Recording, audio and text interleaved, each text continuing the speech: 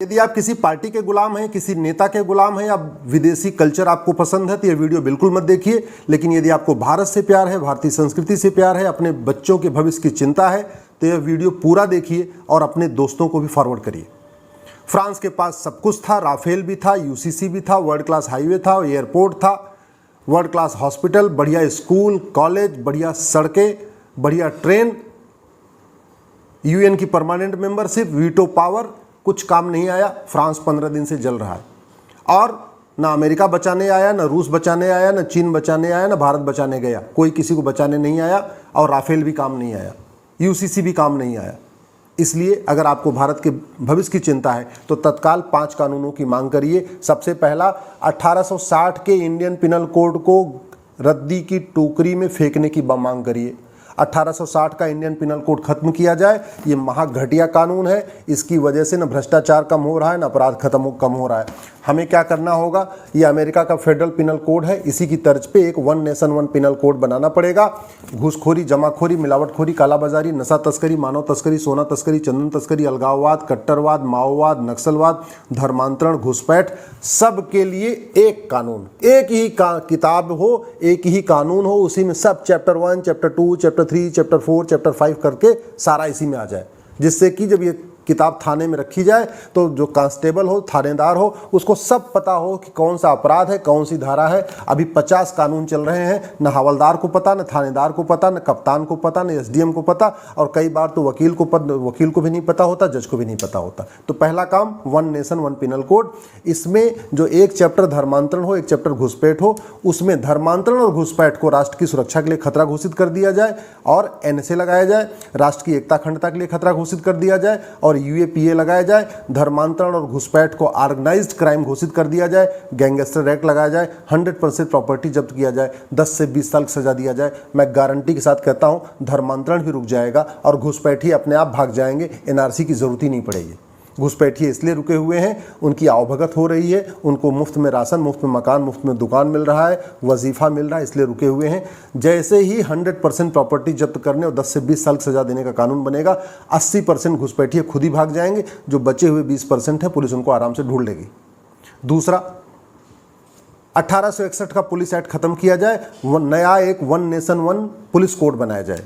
1 घंटे के अंदर एफआईआर दर्ज करना अनिवार्य किया जाए कि शिकायत के 1 घंटे के अंदर एफआईआर दर्ज करना कंपलसरी होना चाहिए और 1 महीने के अंदर जांच पूरा करना आवश्यक होना चाहिए। ये बाकायदा one nation one police code में लिखा होना चाहिए। पुलिस चार्टर लागू करना पड़ेगा।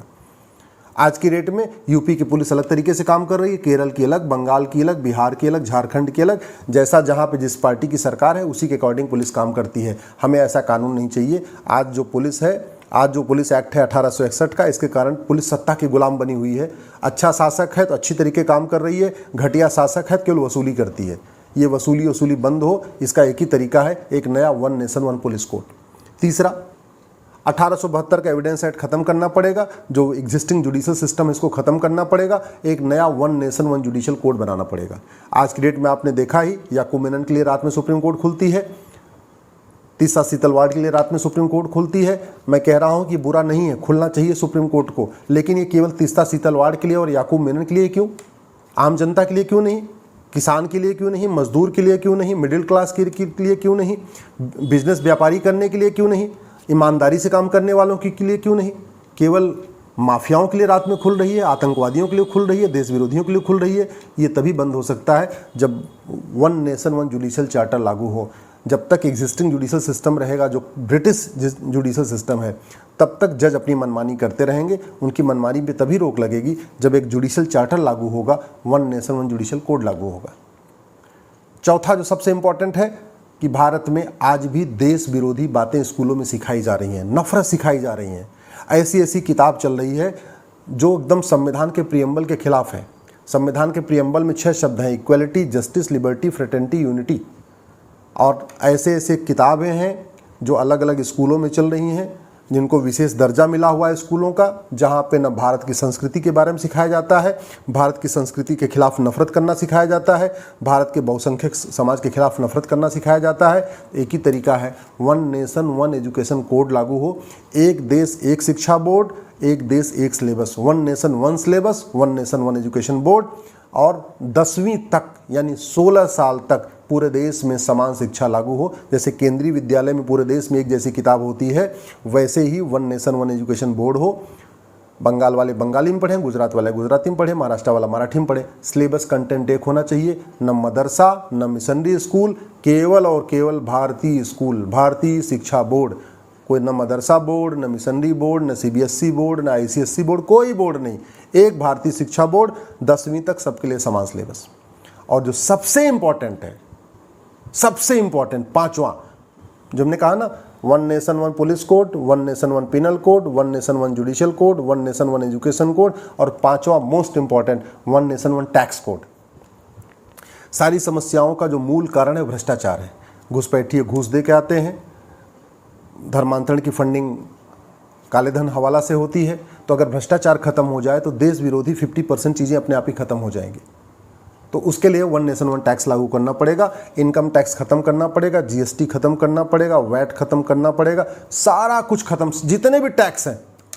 केवल जो कस्टम लगता है, जो विदेश से हम सामान आयात करते हैं, वो लगना चाहिए। बाकी भारत के अंदर विद इन कंट्री जितने भी टैक्स लग रहे हैं, वैट हो गया, टीडीएस हो गया, इनकम टैक्स हो गया, ये सब खत्म हो।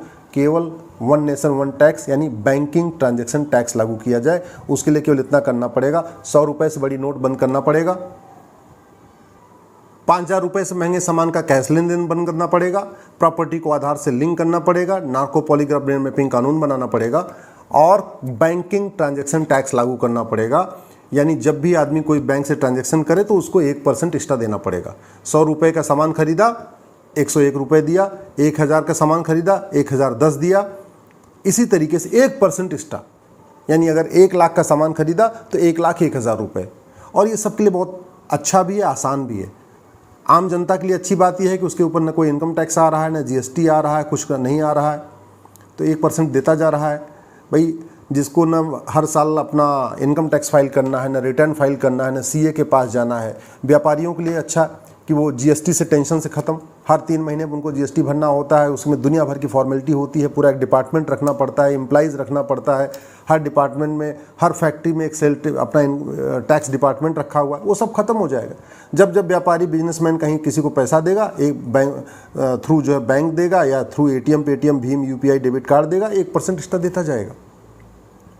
सरकार के पास ज़्यादा इनकम होगी और आम जनता को बहुत लाभ होगा। और जो सबसे बड़ी बात, ये भ्रष्टाचार खत्म हो जाएगा। कुछ लोग सोच रहे होंगे कि ये बैंकिंग ट्रांजैक्शन टैक्स गरीब आदिवासी कैसे करेगा। 48 करोड़ जनधन खाता खुला हुआ है, जनधन खाता केवल गरीबों का होता है। वैसे ये बैंकिंग ट्रांजैक्शन टैक्स उन्हीं पे लागू होगा जो ज़्यादा महंगा सामान खरीदेंगे। भाई 5,000 रुपये तक का जो सामान है वो तो कैश में खरीद सकते हैं, जिसकी एमआरपी 5,000 से ज़्यादा होगी। जैसे अगर रेल टिकट खरीदा 5,000 से महंगा, एयर टिकट खरीदा 5,000 से महंगा, कोई ऐसा सामान खरीदा जिसकी एमआरपी 5,000 से है, अगर 4,000 रुपये का शर्ट है तो कैश में खरीद सकते हैं। अगर 5,000 रुपये से महंगा शर्ट है तो उसको आपको ऑनलाइन देना है। तो गरीब आदमी तो वैसे ही बेचारा वो न आईफोन खरीदता है, न स्कूटर खरीदता है, न कार खरीदता है, मोबाइल खरीदता है। और वैसे भी भारत में 225 करोड़ खाते हैं इस समय टोटल, 130 करोड़ तो आधार बन चुका है। गरीब से गरीब आदमी बैंक से जुड़ा हुआ है। किसान सम्मान निधि जो आती है वो गरीबों को आती है। इसका मतलब आदिवासी, ट्राइबल, सब आदमी, हिंदू, मुस्लिम, सिख, ईसाई सब बैंक से जुड़ गया है। तो आज की डेट में बैंकिंग ट्रांजैक्शन टैक्स लागू करना बहुत संभव है। ये वन नेशन वन टैक्स लागू करते ही, यानी बीटीटी लागू करते ही, मैं गारंटी के साथ कहता हूँ माओवाद खत्म हो जाएगा, नक्सलवाद खत्म हो जाएगा। बीटीटी लागू करते ही जो मणिपुर जल रहा है, ये पूर्वोत्तर का अलगाववाद खत्म हो जाएगा। बीटीटी लागू करते ही जो कश्मीर में अलगाववादियों की फंडिंग हो रही पूरी खत्म हो जाएगी। बीटीटी लागू करते ही जो मिशनरियों को बहुत बड़ी मात्रा में फंडिंग होती है काला धन और हवाला एफसीआरए के जरिए, उस पर रोक लग जाएगा। तो बीटीटी से धर्मांतरण भी रुकेगा, भ्रष्टाचार भी रुकेगा, थाने की दलाली रुकेगी, तहसील की दलाली रुकेगी, कोर्ट में जो न्याय बिक रहा है वो बंद हो जाएगा। जो घूस लेके जज किसी को जमानत देते हैं वो सारा सिस्टम खत्म हो जाएगा। क्योंकि पैसा लेंगे तो खर्च ही नहीं कर पाएंगे, जब खर्च नहीं कर पाएंगे तो पैसा लेंगे क्यों। बीटीटी ऐसा बढ़िया सिस्टम है कि इसमें पहली बात तो आदमी कैश ले ही नहीं सकता है, क्योंकि कैश पे बैंक से कैश निकासी पे भी बैन रहेगा। ज़्यादा कैश आप बैंक से निकाल ही नहीं सकते। हर महीने की एक लिमिट होगी, हर महीने बैंक से आप इतना मैक्सिमम पैसा ले सकते हैं। तो ऐसे में 5 कानून सरकार लागू कर दे, 1 nation 1 penal code, 1 nation 1 police code, 1 nation 1 judicial code, 1 nation 1 education code और 1 नेशन 1 टैक्स कोड, ये 5 कानून अगर तत्काल लागू कर दिया गया तो आने वाले टाइम में भारत में फ्रांस जैसी हालत नहीं होगी। नहीं तो याद रखिए, आने वाले 10 साल के बाद वैसे ही भारत जलेगा जैसे फ्रांस जल रहा है। अगर आपको मेरी बात ठीक लग रही हो, इस वीडियो को अधिक से अधिक शेयर करिएगा। अपने अपने क्षेत्र में ऐसे मामलों पे व्याख्यान आयोजित करिए, सेमिनार करिए। अगर मुझे समय मिला तो मैं भी आऊँगा।